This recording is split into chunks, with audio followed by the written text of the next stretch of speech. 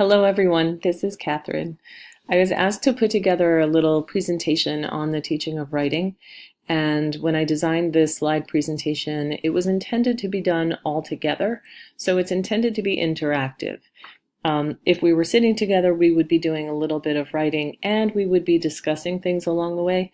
So I'm going to ask that you just pause the video for a moment, get a piece of paper and a pen, and then come back. With your paper and pen, I'm going to ask that you take a moment before moving on with the video to write to answer the question, why teach writing?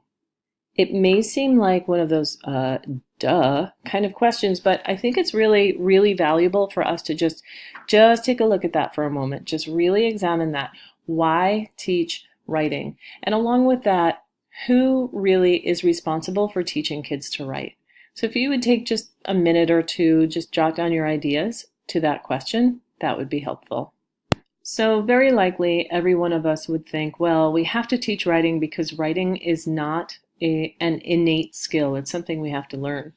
But then once we answer that question for ourselves, why teach writing, we can then become inundated with all the reasons why we have to teach writing. And so here you can see on this slide, I have committed the cardinal sin of slide presentations, and I have inundated the entire slide with text. Well, that is very purposeful. I really wanted to point out that there is so much to teach in writing that we can become overwhelmed. And it's important for us to have some way of answering the major question of this presentation, which is, what should I teach when? What lessons matter at what point? So on the left side of this screen, I have listed not all, of course, but a lot of lessons that we have to teach in writing from the very beginning of formal education in kindergarten all the way through college. And if I'm completely honest, many adults are still learning or still ready to be learning a lot of these lessons. So we need to begin teaching how to form letters, how to handwrite, how to command a pencil to make the lines and curves and squiggles that create letters and then words and so forth. And again, being completely honest, I have students in 5th and 6th grade who are still practicing how to make their handwriting legible, how to form their letters, how to space their words, and so forth. Using capital letters to begin sentences and punctuation to end them, writing as a tool for thinking, drafting, all these different lessons are really important. But when are they really important is kind of the big question for this presentation. On the right side of this screen are a number of different scenarios or purposes for writing. We might have our students writing just to practice the formation of letters and words and using new words that they learn in vocabulary lessons or in discussion. We might have our students writing to reflect on the day's work, or practicing a grammar rule, or writing an entry in their journal. We might have kids writing with the purpose of sharing their writing. For example, a description of a project that they're going to publish along with that project. We might have our kids writing a letter to their parents. We might have them writing an essay to convey a viewpoint. Any writing that is going to be shared with an audience, in other words, not just going to be in their journal for themselves or their teacher to see, but shared with someone else, that writing requires a lot more attention than writing that's only going to be seen by the student and possibly by the teacher as well. So then the question becomes, when do we teach all this stuff?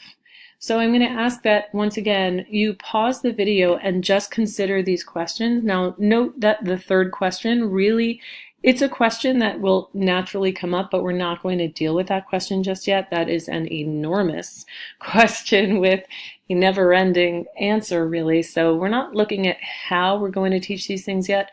Right now, we're just going to look at when should we teach all the components of writing, and which lessons matter most for each purpose for writing. for each scenario that we're bringing our students through. And then what will become more and more important, which lesson matters most for the stage that a specific writer is in the course of their development as writers or as a writer. So just pause for a moment and write your answers to those questions, please. In answering these questions, we're going to start thinking about a few different things, not the least of which is the fact that we have 15 different writers in a classroom full of 15 different students. And so I always fall back on this quote from Lucy Calkins. I swear every time I've seen this woman, and it has been a lot because I worked closely with her team throughout my entire teaching career in New York City, she always says, teach the writer, not the writing. And if I'm completely honest with you, I will tell you that it took me a good 2 or 3 years to fully grasp what that meant. And then it took the rest of my teaching of writing career to develop my skill in this. And what Lucy means here is that if we are considering what is showing up in the writing, we have to be very, very mindful of the writer and what he or she is ready for. So I'm gonna give you a little tip that has helped me so much in all of my years, and that is that we need to push past the initial reaction when we're reading a piece of writing from a student.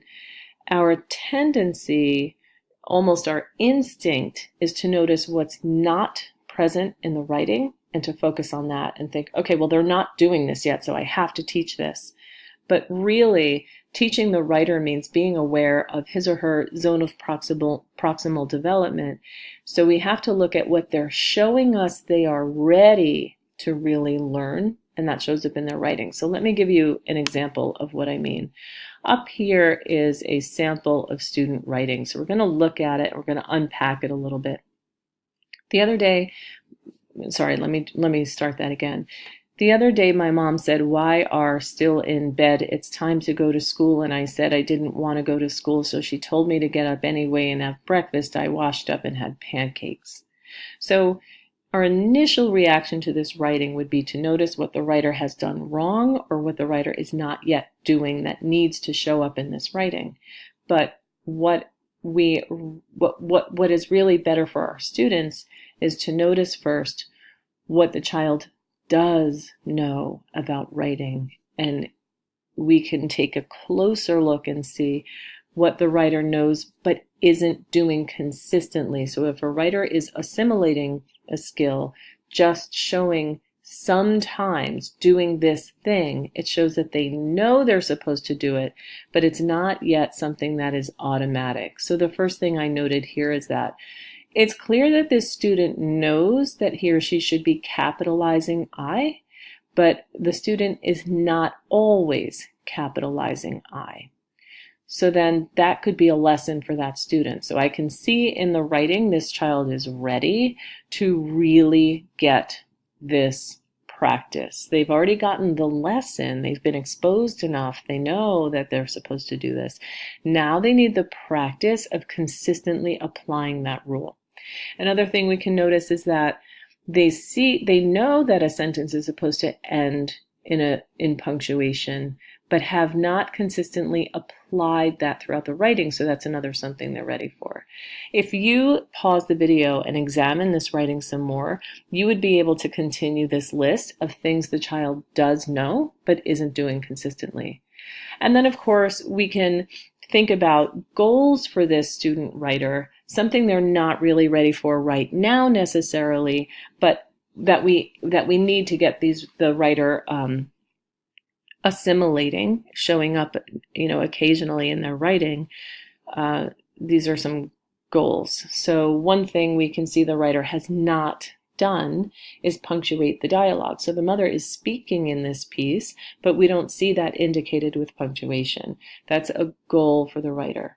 So without going too deeply into that, this is just a little example of how to know when a writer is ready for something. And that's different from what is the whole class ready for. So what else has the writer done that shows you what he or she already knows and what he or she does not already know?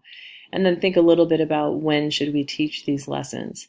If you would write for a few moments on that, or just pause the video and examine this writing some more and see how you would continue the lists, that would be great. Okay, so as I mentioned, this is an example of really teaching the writer and not the writing.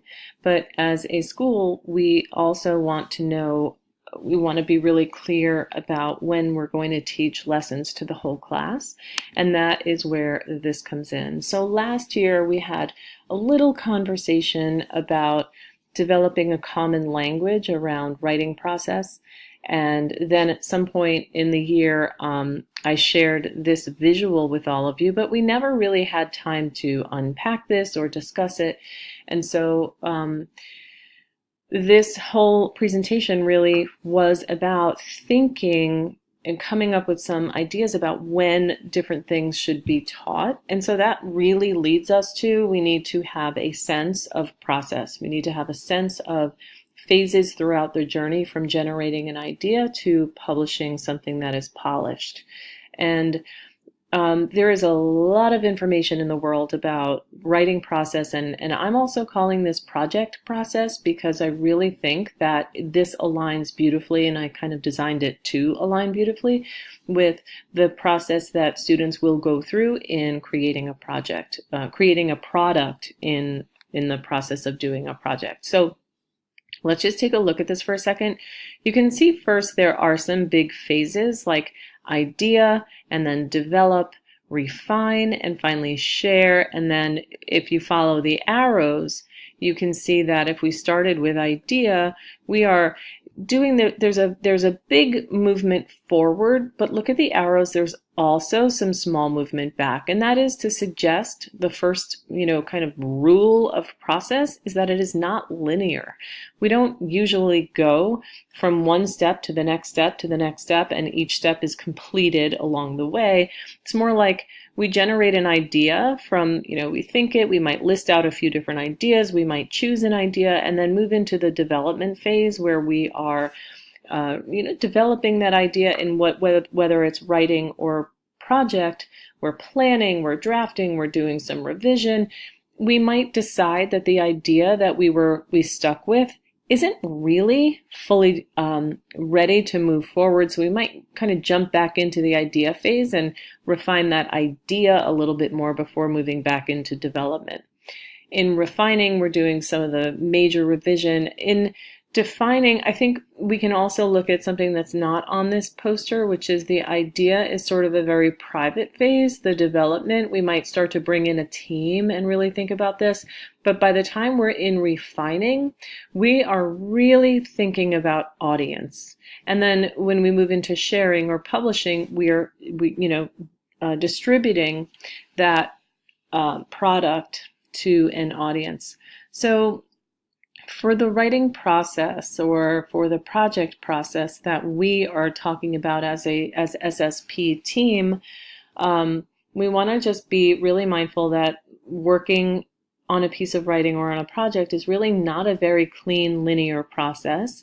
We also want to note that every writer needs different things at different times, and there is no one process that fits everyone, and that we have a goal of deciding on a common language from kindergarten through high school that supports the whole community. So Kim might be talking to a parent of a kindergartner and saying, well, we're working on this piece of writing and all the kids are in the refining phase. And then I might be talking to Miss Jillian about the publication process, and her kids are in the idea phase, and we're, if we have this common language, we will all be doing a great service to the entire community.